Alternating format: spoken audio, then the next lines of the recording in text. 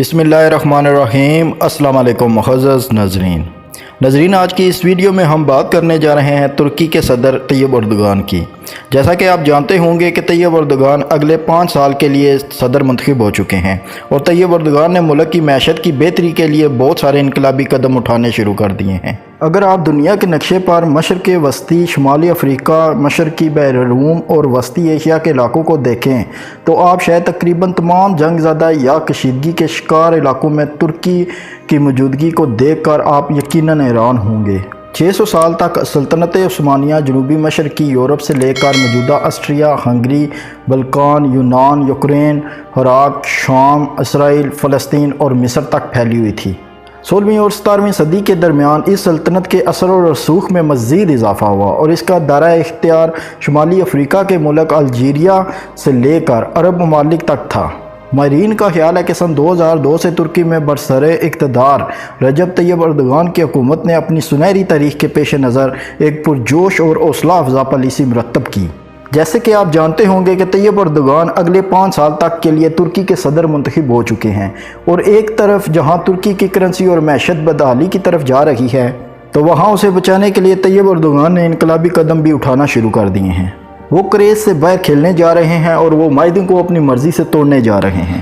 لیکن طیب اردوغان کے اس فیصلے کو جاننے سے پہلے آپ کو استنبول کینال منصوبے کے بارے میں جاننا بہت ضروری ہے۔ یہ جاننا بہت ہی ضروری ہے کہ ترکی کا جغرافیہ کیسا ہے اور وہ کیوں ترکی کو اپنے ریجن کا سب سے اہم ملک بناتا ہے۔ اور اگر ترکی کے نقشے کو دیکھیے تو اس کے شمال میں جو سمندر ہے اسے بلیک سی کہتے ہیں۔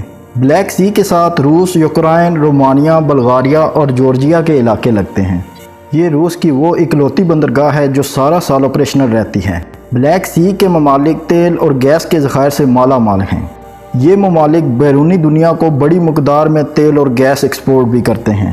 بلیک سی کے گرد جو ممالک ہیں ان کا بیرونی دنیا سے صرف ایک ہی سمندری تجارتی راستہ ہے، اور یہ راستہ بلیک سی سے شروع ہو کر ترکی کے اندرانے قدرتی سمندری راستوں سے ہوتا ہوا دوسرے سمندروں اور پھر دوسرے ملکوں تک جا پہنچتا ہے۔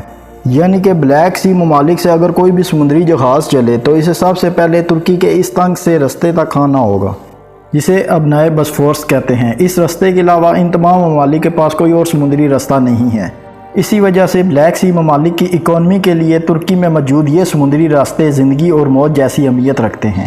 اب نئے بسفورس 30 کلومیٹر لمبی انتہائی تنگ سمندری گزرگاہ ہے۔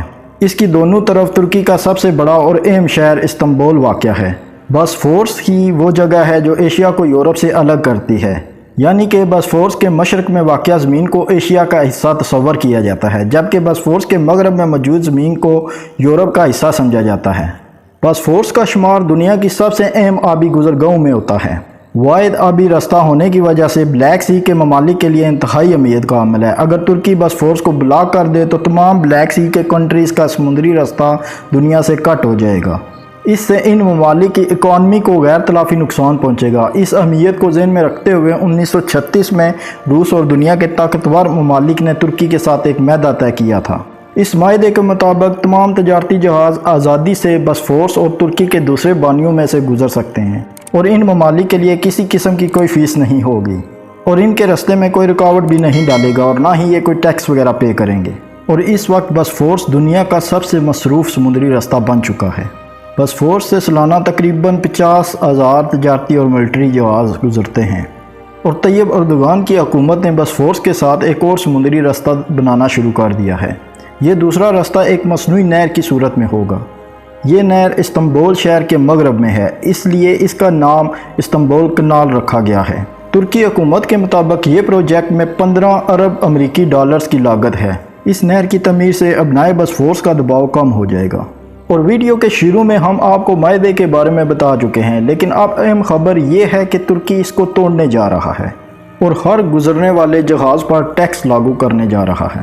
یوں تو اس سے قبل بھی ایک معمولی فیس حاصل کی جاتی تھی جو معاہدے کے ساتھ طے کی گئی تھی، لیکن اب ترکی سامان لے جانے والے ہر جہاز کے فی ٹن کے حساب سے 5,000 ٹیکس لے گا۔